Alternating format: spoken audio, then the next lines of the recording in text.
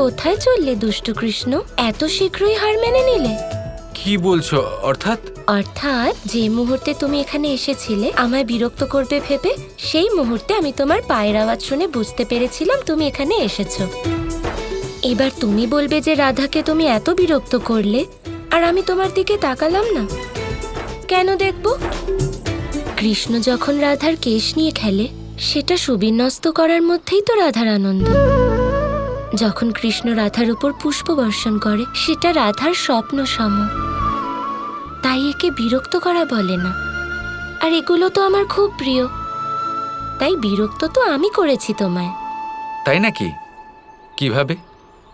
কেউ কৃষ্ণের মুকুট থেকে ময়ূর পেখম চুরি করবে, এটা কৃষ্ণের পছন্দ নয়। কৃষ্ণের কোমর থেকে কেউ বাঁশি চুরি করবে, সেটাও কৃষ্ণের পছন্দ নয়। কিন্তু যদি রাধা কৃষ্ণের ময়ূর পালক চুরি করে এবং তা ধারণ করে, রাধা কৃষ্ণের বাঁশি চুরি করে নেয় আর তাতে মধুর সুর বাজায়, তাহলে তাতে কৃষ্ণ আনন্দ পাবে।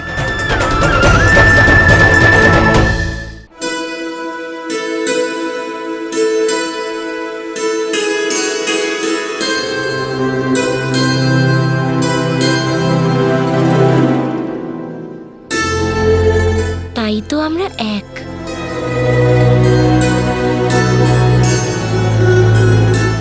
কি অসাধারণ রাধার হাতে বানানো ফুলের মালা! এমনিতে এতগুলো মালা কার জন্য বানিয়েছো তুমি? আগে বসো, তবে তো বলবো।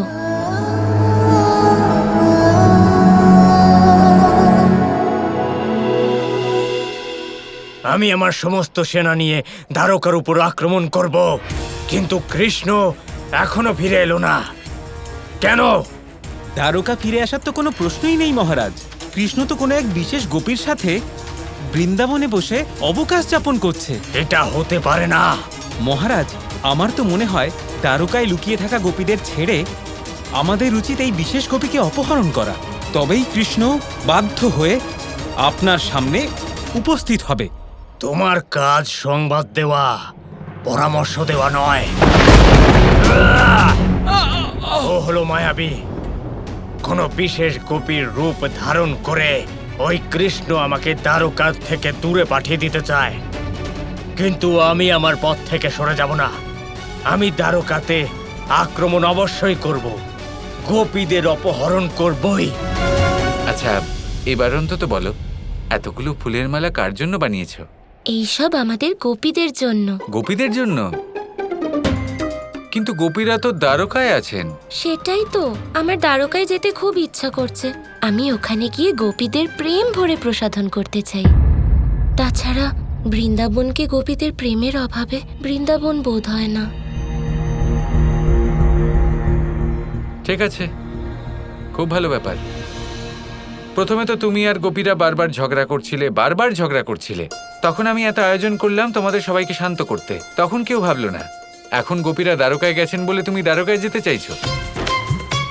আমি এখানে বৃন্দাবনে রয়েছি, রাধার সাথে সময় অতিবাহিত করব বলে এত পরিকল্পনা করছি, আর তুমি আমাকে এখানে রেখে দ্বারকায় ফিরতে চাইছো। ঠিক আছে, তুমি দ্বারকায় যাও, আমি এখানেই থাকবো, কোথাও যাব না। কৃষ্ণ দাঁড়াও, এত রাগ করছো কেন? এই মালাগুলো আমায় দ্বারকায় পাঠাতে সাহায্য করো অন্তত। কেন? যদি মালা বানাতে পারো তা পাঠাতেও পারো। কৃষ্ণের সাহায্যের কোনো প্রয়োজন নেই তোমার। দুষ্টু কোথাকার, কথায় কথায় শুধু রাগ করে চলে যায়।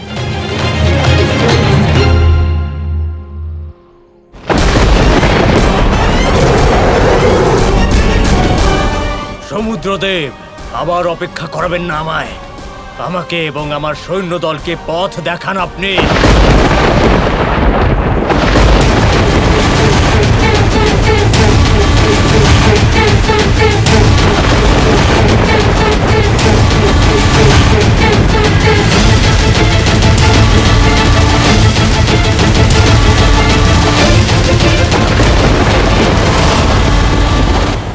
প্রণাম দাদা, ধৈবত নিজের সেনার সাথে দ্বারকার উদ্দেশ্যে রওনা দিয়েছে।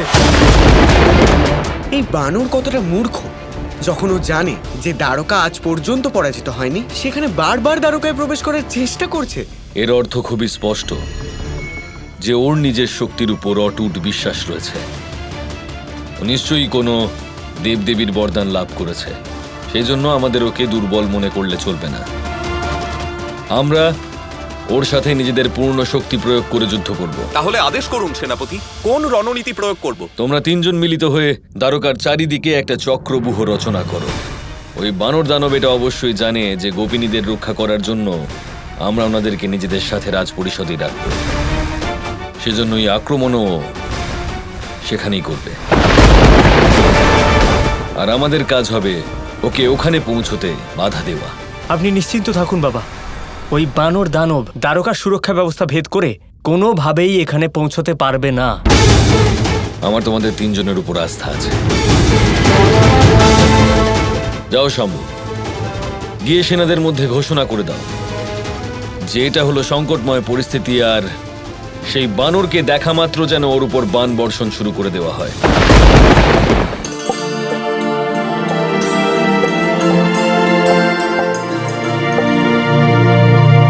মা, আপনি কৃষ্ণকে দেখেছেন? না তো, কিন্তু তুই ওকে খুঁজছিস কেন? কোনো দরকার আছে নাকি? না না, মাও দেখেননি, বাবাও দেখেননি। কোথায় খুঁজি আমি ওকে? রাধা, আজ এই দৃশ্য দেখে আমার মনটা ভরে গেল। কখনো ভাবিনি আমি যে আমার রাধাকৃষ্ণ বৃন্দাবনের পথে ঘাটে একে অপরকে আবার এইভাবে খুঁজে বেড়াবে। এরকম তো শুধু ওরা ছোটবেলাতেই করতো।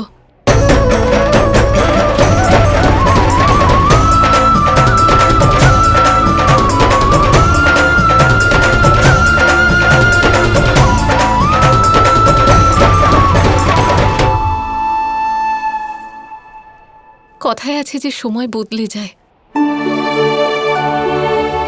কিন্তু এই দৃশ্য দেখে আজ আমার বিশ্বাস হয়ে গেল যে সময় পুনরাবৃত্তিও ঘটায়। শুনুন, কৃষ্ণকে কোথাও দেখেছেন? দেখিনি রাধারানী। তুমি দেখেছো কৃষ্ণকে? না, দেখিনি তো আমি। শোনো, তুমি কৃষ্ণকে দেখেছো? আমি তো দেখিনি। চিরকালের মতো এমন স্থানে লুকিয়েছে যে আমি খুঁজেই পাচ্ছি না।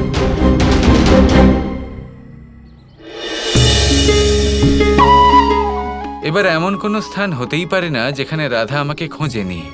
এবার ও খুঁজে খুঁজে রেগেও গেছে হয়তো। এত কিসের রাগ যে এভাবে লুকিয়ে পড়বে? মানভঞ্জনের সুযোগ তো দেবে।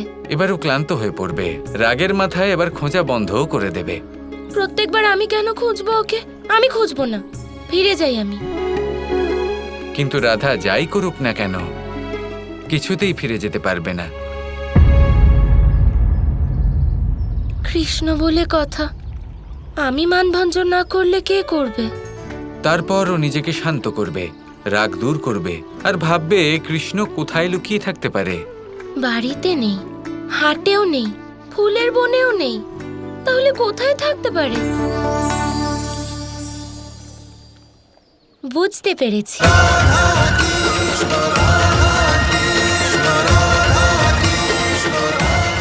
আর শেষ পর্যন্ত আমার কাছে আসবে। কৃষ্ণের মানভঞ্জন রাধা না করলে আর কে করতে পারবে?